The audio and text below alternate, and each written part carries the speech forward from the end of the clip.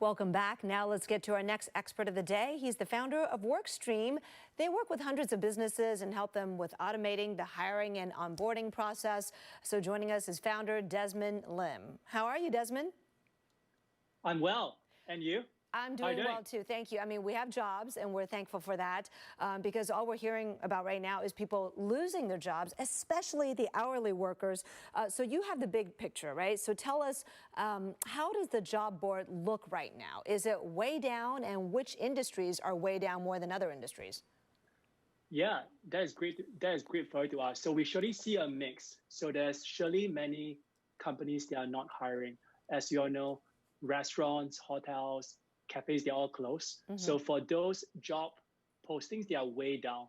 But there are still some that are trying to hire. Which and ones? For those that are still trying to hire, they are like trying to hire more. So some of them are like this actually senior living homes, supermarkets, companies that are trying to hire drivers. So in those sectors, we see a trend that is actually going upwards. So for example, I would say that in terms of job posting for drivers, we see a trend of almost 3x growth. And in terms of job posting for these nurses, we see a trend of almost like 2x. And are those wages actually going up in those industries in which you say they're really ramping up right now? Yeah, in terms of wages, it has actually stayed flat based on what we see, right? But I think there's just much more job openings for some of those roles, even though I think overall pay has stayed flat.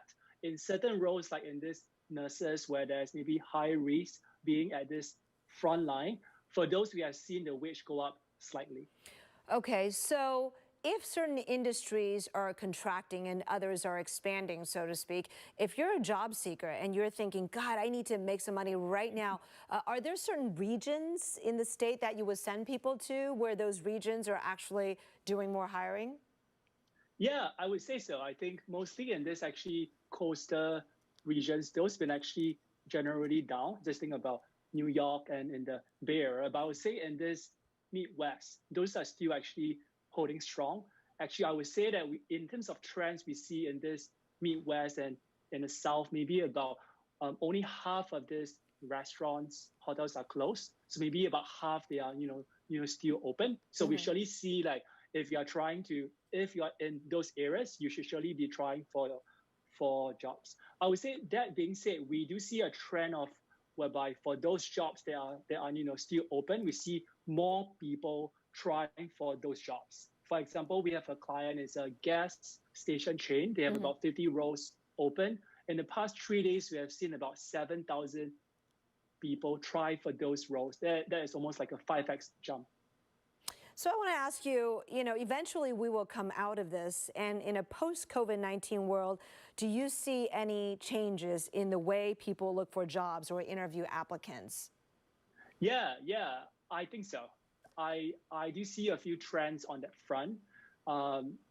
So we have had several clients come to us saying, you want to talk about this actually contactless screening, trying to meet with people via this video, via texting.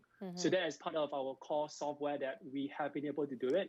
We help our clients to be able to screen people and source them and to actually talk to them either via Zoom, via video, or even via texting on the phone. So we should see a trend to move towards that. People want to first meet you when you're home, and they want to be able to see your face and talk to you prior to bringing you to where they are at. So yes. Got it. So based on all these changes that are already starting to happen and will accelerate even in a post-COVID-19 world, and based on what you see in terms of, what the jobs will be, what can a job seeker do right now to kind of put themselves in the best position to get one of those jobs once companies really start to hire again? Yeah, that's a great question. I think in terms of how they should prep, I think this is a great time to actually go back to school, right? We have all these classes, they are all now online. So that is surely something that we've been trying to tell our current hourly folks to, hey, take this break, take this time. If you really can't find work, stay home. Actually try to take some online courses that can be very helpful. So I think that is some trend that we see. Second trend that we see is trying to tell people, hey, try to be open for job changes, right? We see a trend whereby more people are going to work from home, right? So restaurant, cafes, hotels, they are going to pivot to actually cater towards that need. So we are trying to tell people, hey, be open to job changes, be open to job like training. All those will be very helpful for you. All right, Desmond Lim, we are out of time. Although I'm going to spend 5 seconds and just ask you, how long do you think before the economy is back? 5 seconds.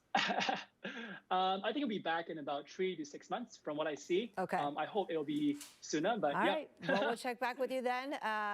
Desmond Lim, founder of Workstream, thank you so much for your time and insight today. Really appreciate it. Thank you so much for your time. Oh, hey, Desmond, we have time for one more question. Great. Do you have any data on employees calling in sick? Is that, are we seeing that in huge numbers? Yes, we do have that. All right, tell us about that. Right. What are you seeing? Yeah, sure. Perfect, great. So we definitely see about 35% of folks who are trying to call in sick. So we think that is like a very, very big jump. There's a few factors that is trying to drive that. Some of them are sick because they're tired, but many of them are trying to call sick because they have to stay home to actually take care of their kids, because kids are now out of school, so they are not able to leave their kids. We see a trend too whereby many folks, their parents, they are sick too. So many of these elderly folks, they don't have the choice but to call in sick so that they can stay back home. So I think that is a very clear trend that we see. So then are any employers offering additional help to people, who are in those situations so that they don't need to resort to calling in sick? I think some of them are. So we see a trend of about 20% of these folks, of these elderly folks, they are trying to ask for more loans. So that is what they are now doing, trying to ask for more loans.